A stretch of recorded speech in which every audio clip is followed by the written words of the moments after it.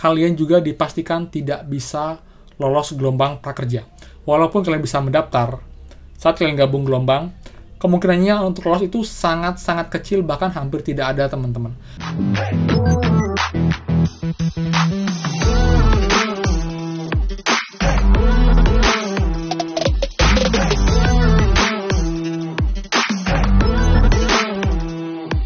Hai semua, kembali lagi di channel Aryawan Agus. Jadi thank you banget buat teman-teman yang udah stay tune di channel ini.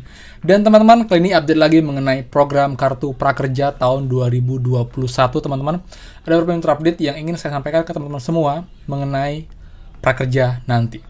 Dan teman-teman, ada beberapa hal yang mungkin teman-teman belum ketahui yang akan saya share pada video kali ini. Jadi buat teman-teman, pastikan kalian stay tune dengan cara subscribe, nyalakan lonceng, dan juga pastikan kalian support channel ini dengan klik tombol like dan juga share, teman-teman. Dan thank you banget buat yang udah selalu stay tune di channel ini. Nah teman-teman, jadi gelombang prakerja tahun 2021 ini sebentar lagi akan segera dibuka, teman-teman. Dan ada beberapa informasi yang sebelumnya mungkin berubah lagi, teman-teman ya. Yang pertama, teman-teman, di mana sebelumnya info dari Ibu Deni mengatakan bahwa gelombang prakerja tahun ini itu akan kembali ke batch 1, teman-teman. Yaitu artinya prakerja batch 1. Tapi dia nggak bilang gelombang 1 lagi sih, tapi batch 1. Tapi untuk namanya, kemungkinan besar, teman-teman, tetap gelombang 12. Jadi berlanjut ya, dari sebelumnya itu tahun 2020, terakhir adalah gelombang 11, dan tahun ini di batch 1 itu nanti namanya tetap akan gelombang 12, teman. Jadi berlanjut gelombangnya.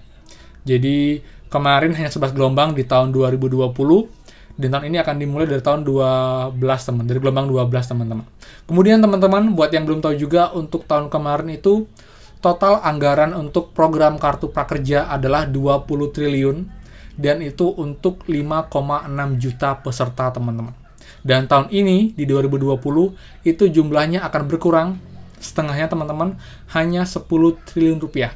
Yang artinya, untuk jumlah peserta penerima tahun ini itu sekitar 2,8 juta peserta saja, teman-teman. Dan teman-teman, untuk yang sudah mendaftar akun prakerja di tahun 2020 saja, teman-teman, itu ada 43 juta pendaftar. 43 juta dikurang dengan 5,6 juta, teman-teman.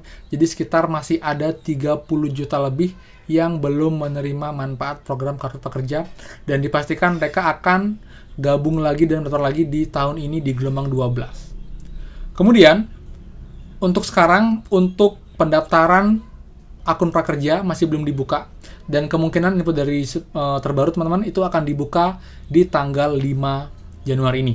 Jadi pasti akan bertambah dari pendaftar sebelumnya yang belum lolos, ditambah lagi dengan warga atau rakyat Indonesia yang belum mendaftar sama sekali di tahun lalu, kemungkinan akan mendaftar juga di tahun ini, teman-teman. Jadi akan makin ketat untuk kemungkinan lolos gelombang prakerja.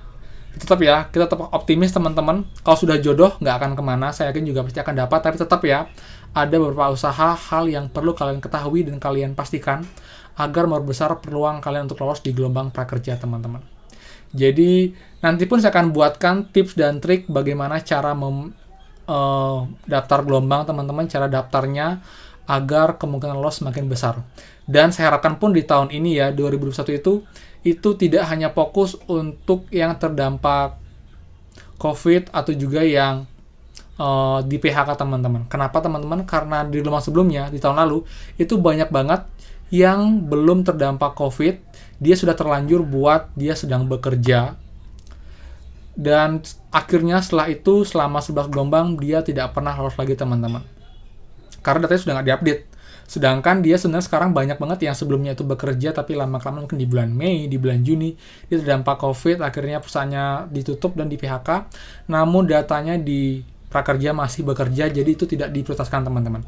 Jadi saya harapkan di tahun ini itu bisa at least mengubah data yang sebelumnya itu mungkin dengan cara mengisi form pengaduan, walaupun saya tidak yakin itu akan work 100%, teman-teman. Tapi at least saya harapkan nanti di tahun ini itu bisa seimbang ya, antara penerima prakerja yang terkena pandemi atau juga ter-PHK dengan yang ingin meningkatkan kompetisinya, yaitu orang-orang yang di data prakerja itu masih statusnya bekerja teman. Jadi peluangnya juga cukup besar untuk lolos. Jadi jangan sampai, apalagi ini yang baru nih, karena kalau emang seperti ini, kemungkinan besar yang akan lolos kebanyakan yang baru-baru teman-teman, karena mereka sudah emang terdampak COVID, mereka ter-PHK, jadi mereka kan data juga lebih fresh, jadi akan lebih besar untuk lulus. Jadi kita harapkan pemerintah, PM Prakerja bisa memberikan yang terbaik dan memberikan data seadil-adilnya teman-teman.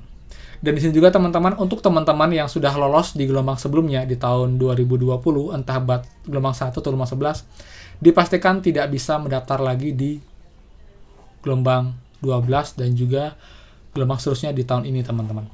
Karena hanya boleh 1 kali hidup untuk daftar prakerja. Lalu juga buat teman-teman yang kemarin itu dihanguskan atau dinonaktifkan untuk akunnya karena terlambat beli pelatihan, dipastikan juga tidak bisa ikut karena sudah dianggap pernah mendapatkan atau lolos gelombang namun tidak menyelesaikannya karena kita tidak menyelesaikan pelatihan pertama teman-teman. Itu dia. Jadi itu sudah pasti tidak bisa dapat benefit program prakerja di tahun 2021 teman-teman. Lalu juga teman-teman, ini ada input terlebih lagi ya dari langsung ya. Ini hari tanggal 2 Januari teman-teman.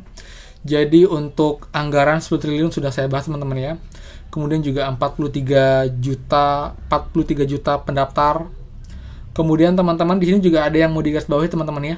Untuk peserta, calon peserta yang ingin lolos prakerja, tapi kalau teman-teman itu sudah pernah menerima bantuan sosial dari Kementerian Sosial dan juga sudah pernah menerima bantuan subsidi upah atau BSU teman-teman, kalian juga dipastikan tidak bisa lolos gelombang prakerja.